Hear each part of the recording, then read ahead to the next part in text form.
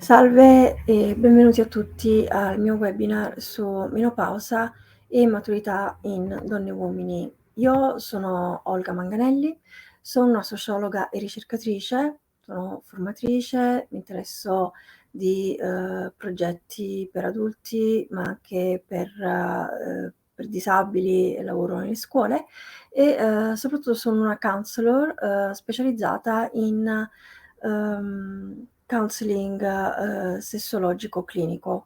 Mi interesso di questo argomento menopausa e andropausa, quindi maturità in donne e uomini, e non per caso. Infatti in tempi non sospetti, nel 1999, io ho già lavorato su un progetto con la Sharing per conto del professor Willy Pasini, sessuologo psichiatra, su menopausa e qualità di vita, proprio per studiare quali fossero le preoccupazioni delle donne rispetto alla TOS, alla terapia ormonale sostitutiva, e quindi quali conseguenze potevano apportare alla propria salute. Mi definisco scrittrice emergente in quanto ho scritto un libro proprio sulla maschilità e sulle origini appunto dei comportamenti maschili. Questo mi ha anche portato a ragionare, tramite l'osservazione e dei colloqui avuti con un po' di persone, di preoccuparmi appunto di questo argomento che unisse le stesse tematiche, le stesse preoccupazioni, sia in uomini che in donne. E lì, soprattutto dove per esempio l'uomo è culturalmente un po', influenzato da dover esprimere dei comportamenti sempre, un atteggiamento sempre forte, e quindi in una situazione in cui organicamente e biologicamente il corpo incomincia a dare delle défaillance, è importante che anche la forza maschile si possa esprimere sotto forma di necessità. Motivi per cui mi sono interessata appunto di questo argomento di menopausa e andropausa, e proprio per il motivo adesso sopra elencato, secondo me bisogna sensibilizzare sia gli uomini che le donne rispetto a una problematica comune, perché comunque con l'avanzare dell'età il corpo reagisce in maniera più o meno simile, o comunque ci sono molte similarità in una certa sintomatologia, per cui io ritengo molto importante non solo l'informazione, ma anche la comunicazione. Quindi la problematica comune deve essere sensibilizzata rispetto all'informazione e la comunicazione. Quindi è anche importante che questo riconoscimento non sia soltanto in ambito di coppia o di amici per esempio, ma anche o di colleghi, ma appunto che ehm, di questo tipo di problematica si parli anche all'interno di un gruppo di lavoro, e così come tra amici, ma anche che noi, qualità di individui, siamo in gradi di riconoscere mhmm, certe limitazioni che incominciano a manifestarsi con un certo processo biologico. E infine di incrementare quelli che sono gruppi di ascolto sulla menopausa, ma non soltanto al femminile, piuttosto al femminile e al maschile, proprio perché l'esigenza di condivisione, di comunicazione e quindi di informazione possa essere condivisa e quindi espressa in un ambiente misto. Io credo che in certi contesti magari dividere gruppi di donne e gruppi di uomini possa essere funzionale, ma ritengo che sia molto più funzionale nel momento in cui si riconoscono certe necessità, certe normalità nel nostro processo di vita, poterle condividere insieme. Di cosa parliamo oggi? Parliamo quindi di cos'è la menopausa femminile o l'andropausa, o se vogliamo, ma anche menopausa maschile. Sono 2 termini che si sovrappongono, andropausa e menopausa, però ovviamente sappiamo quali sono le differenze tra, la menopausa femminile e quella che potrebbe poi definirsi una menopausa maschile.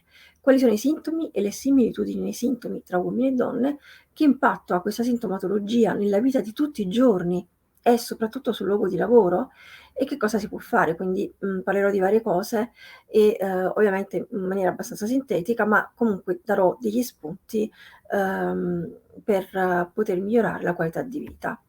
Vediamo prima di tutto cos'è la menopausa. È un processo biologico naturale e di questo noi dobbiamo, prendere atto e accettarlo.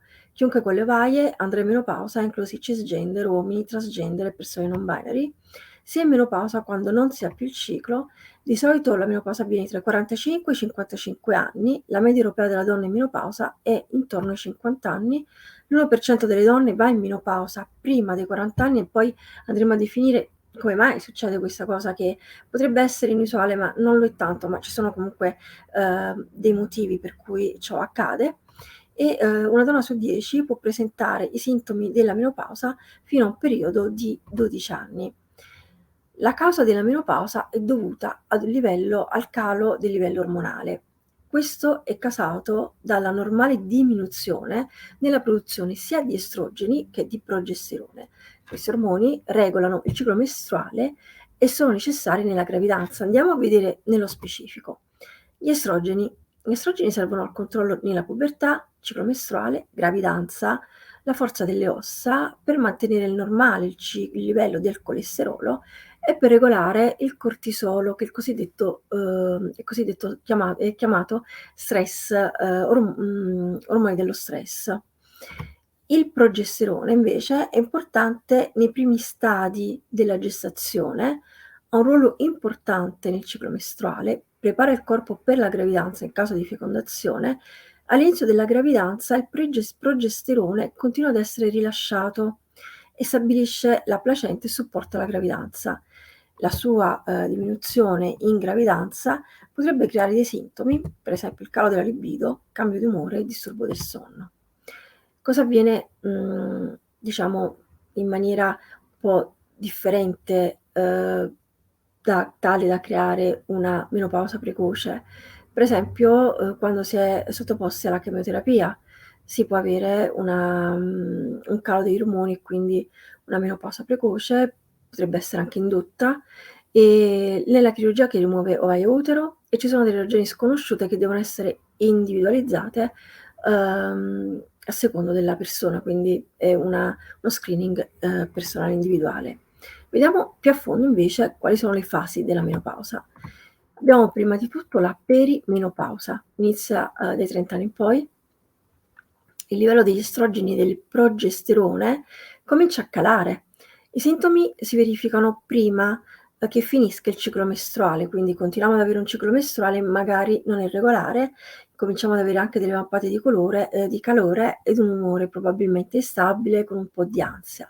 Con la menopausa non abbiamo più il ciclo per un periodo di almeno 12 mesi. I sintomi sono ansia, mampate di calore, umore instabile, confusione, la cosiddetta brain fog, dovuta anche ad una difficoltà di concentrazione e anche di memoria. Post-menopausa è una fase che subentra dopo la menopausa. Decisamente non c'è più il ciclo, ovviamente durante queste fasi io consiglio di riferirsi a un medico, al dottore di famiglia o ad uno specialista. In questo stadio gli estrogeni sono quasi del tutto assenti e questo può avere un impatto sul corpo e sull'aumento del rischio di alcune sintomatologie, di alcune malattie. In particolare vediamo l'osteoporosi o le malattie del cuore. I livelli di progesterone sono molto bassi e questo potrebbe causare delle vampate di calore, l'aumento del peso, ma anche la cosiddetta secchezza vaginale.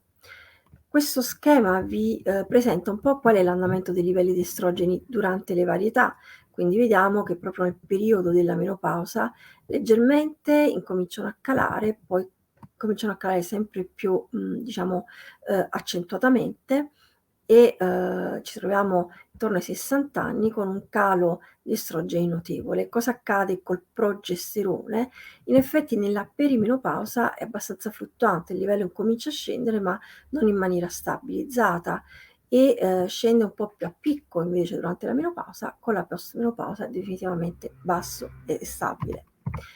Vediamo invece che cosa intendiamo per andropausa. L'andropausa non è l'equivalente della menopausa, è legata ad un calo fisiologico e graduale della produzione degli ormoni sessuali maschili, cosiddetti androgeni, da parte dei testicoli. Si manifesta in maniera diversa da persona a persona.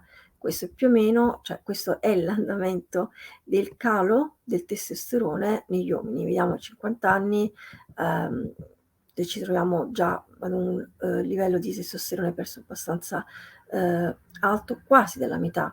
È davvero un processo lento, quindi anche diciamo ci si accorge dei sintomi in età abbastanza avanzata, e quindi è come se andassero un po' in conflitto ciò che può essere causato da un calo ormonale piuttosto che invece dall'età. In effetti dobbiamo anche ricordare che gli uomini hanno una tendenza a non curarsi più alta della donna, la donna invece è un po' più automatico, forse per un fatto culturale, sia per il ciclo che per gravidanze, è più facile che si faccia controllare da un dottore.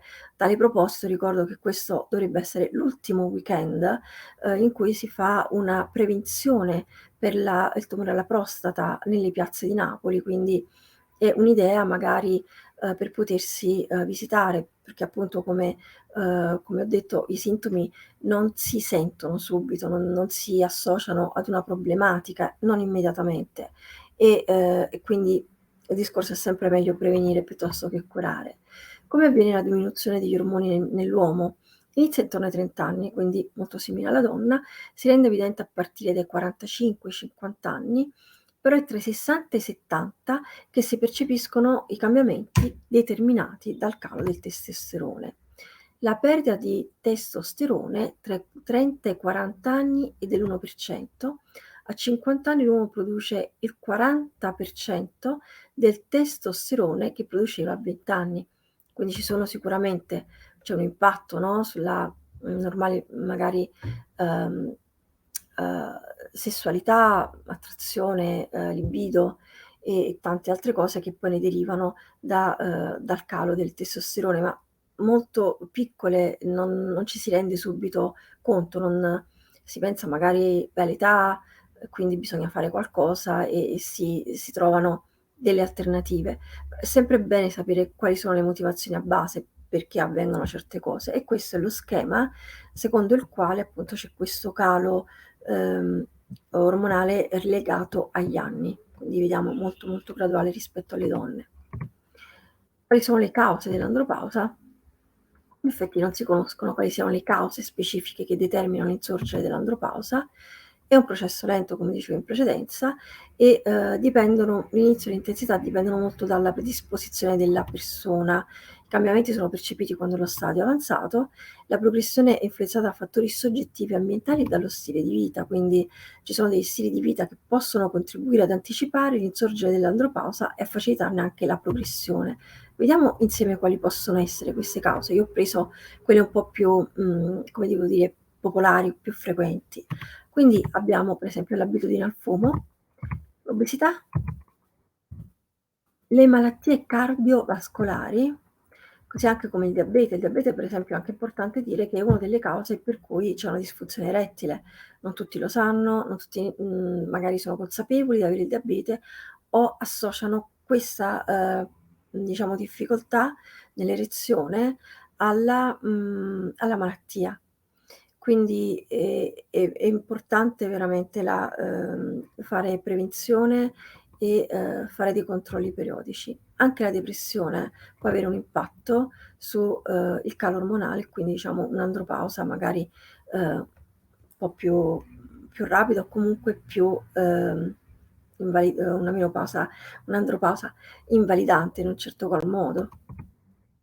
Vediamo un po' le differenze tra i 2 sessi. Quindi abbiamo detto che nelle donne la menopausa è evidente dalla fine del ciclo mestruale e quindi si identifica immediatamente perché c'è una cosa evidente, un fatto.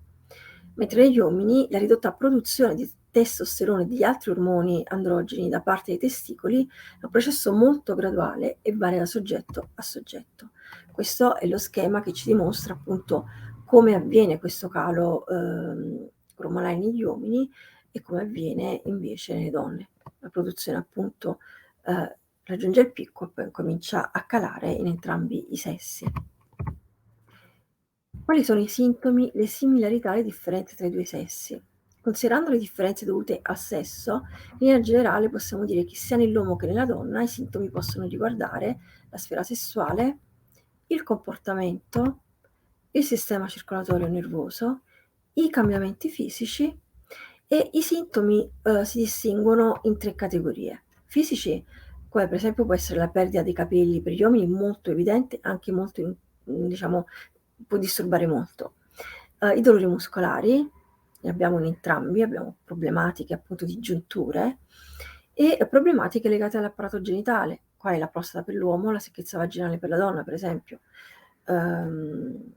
Ma possiamo avere anche altre situazioni legate all'apparato genitale, può essere una difficoltà nell'erezione, per esempio nell'uomo, e abbiamo anche cosiddetta atrofia vaginale nelle donne. Gli effetti psicologici quali sono? L'ansia, la depressione, disturbi del sonno, non si dorme più bene tranquillamente come accadeva prima, disturbi cognitivi, come prima abbiamo menzionati, poca concentrazione e dimenticanza. Questo è un impatto molto, molto importante nella vita di tutti i giorni, ma soprattutto perché ci si trova ancora in età lavorativa, ha un grande impatto sul lavoro. Le similitudini nella sintomatologia le ho un po' racchiuse in questi due schemetti. Appunto abbiamo la perdita di capelli, il calo del desiderio sessuale che per entrambi. Vampate di calore si verificano anche negli uomini, magari non vengono associati a quale problematica potrebbero essere legati. Calo della massa muscolare in entrambi. L'osteoporosi per esempio riguarda le donne in percentuale molto più alta che negli uomini, ma riguarda anche gli uomini. Queste alcune delle similitudini nella sintomatologia di entrambi i sessi ed è molto importante in un contesto di coppia, di amicizia o di anche relazioni non fisse, poterne parlare, potersi appunto come devo dire, riconoscere l'uno nell'altro in quelle che sono delle problematiche in cui non si trova soltanto uno dei 2 partner, ma anche l'altro all'interno di una coppia.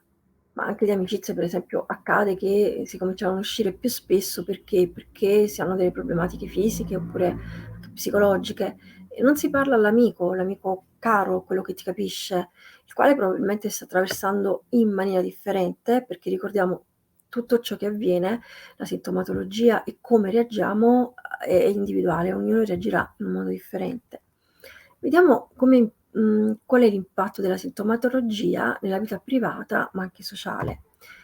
Cambiamenti fisici, è importante dirlo, che possono influenzare quelli psicologici, l'aspetto psicologico dell'individuo, come per esempio con la perdita di fiducia e di stima, perché un cambiamento fisico, che può essere la perdita del capello o può essere anche una problematica di deambulazione per esempio, non ci fa sentire più quelli che eravamo, quelli che quello che facevamo prima non possiamo più farlo bene come prima e quindi impatta molto su ciò che noi crediamo possano essere ancora le nostre possibilità, ma impatta anche l'identità che è legata all'immagine, si ingrassa, il capello non è più quello di prima, per le donne c'è anche l'alopecia localizzata, gli uomini possono perdere gran parte dei capelli e quindi non ci si sente più tanto bene.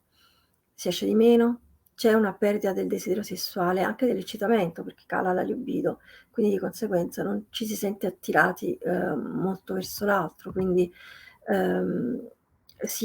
uscendo di meno c'è più assenza nelle relazioni sociali, la qualità di vita, così anche quella della salute mentale peggiora, perché rendiamoci conto che uscire, avere rapporti con gli altri, poter godersi dell'aria, soprattutto ora che stanno venendo le belle giornate, è importante proprio a livello psicologico a farci sentire bene e anche la nostra mente ne ha bisogno.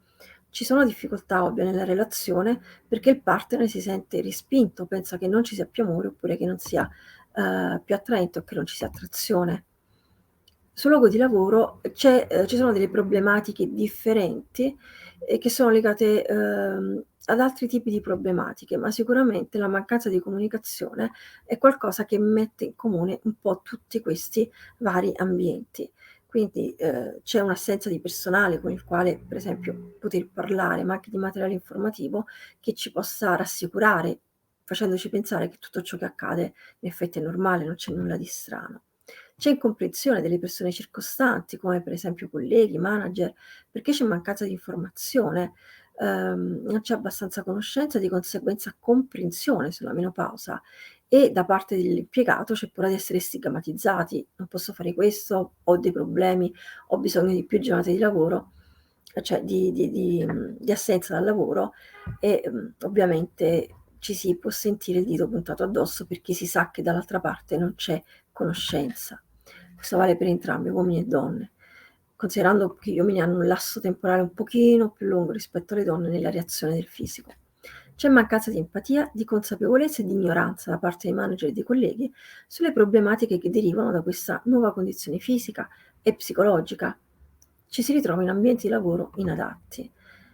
Ci sono delle pressioni che vengono fatte in maniera allusiva da parte dei manager per poter abbandonare la propria posizione, una sorta anche di bullismo in un certo senso, perché il manager o, colui, il manager o chiunque sia il nostro capo, ritiene che ci sia un calo nella nostra produzione lavorativa, quindi non capendo ciò che accade, non comprendendo, non cercando di trovare invece soluzioni, può farci delle pressioni, possono venire anche dagli stessi colleghi di lavoro.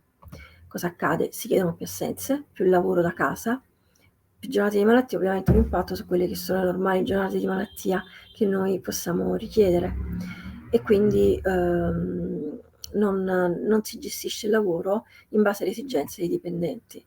Ci si può sentire stigmatizzati, imbarazzati, a disagio nel sollevare il problema che appartiene a questo tipo di sintomatologia. E la discriminazione, ci si può sentire discriminati, ma in realtà, ehm, si andrebbe contro l'articolo 21 della Carta dei diritti fondamentali dell'Unione Europea, così come anche all'articolo 281 della Costituzione italiana, secondo i quali non si può discriminare in base a sesso, disabilità, età e, la menopausa può essere nella sua sintomatologia a certi livelli molto invalidante. Così come lo può essere anche l'andropausa, bisogna ovviamente fare uno studio, portare documentazione sanitaria. Ogni caso è a sé e ogni caso a sé può comportare o meno un'invalidità, un problema, una difficoltà nel gestire il lavoro, nel modo in cui lo si è sempre fatto, opportuno a quel tipo di attività, ma non per questo non si possono trovare delle soluzioni. Proprio per questo motivo, quindi sapere vuol dire anche poter risolvere il problema. Se non c'è conoscenza, c'è ignoranza. Si può creare tensione tra i colleghi di lavoro perché il team sente che sta venendo meno uno dei suoi membri. Non c'è possibilità di parlare, di quindi, uhm, condividere questo momento e si vede soltanto che l'altra persona sta scaricando sugli altri la propria responsabilità e, lavorando di meno. Infine, ovviamente, come conseguenza maggiore l'impiegato sente che, potrebbe avere ripercussioni disciplinari. Quindi, secondo una ricerca britannica, il 45% delle donne percepisce che i sintomi della menopausa influenzano il lavoro negativamente, il 47% non parla col proprio datore di lavoro, dei propri sintomi e quindi del motivo per cui sta chiedendo i giorni di vacanza. Questo ci porta a pensare che bisogna organizzare il lavoro in maniera differente, ma come si può fare? Per esempio facendo formazione tra i dipendenti di tutti età e, sia del sesso maschile che, femminile e creare delle linee guida.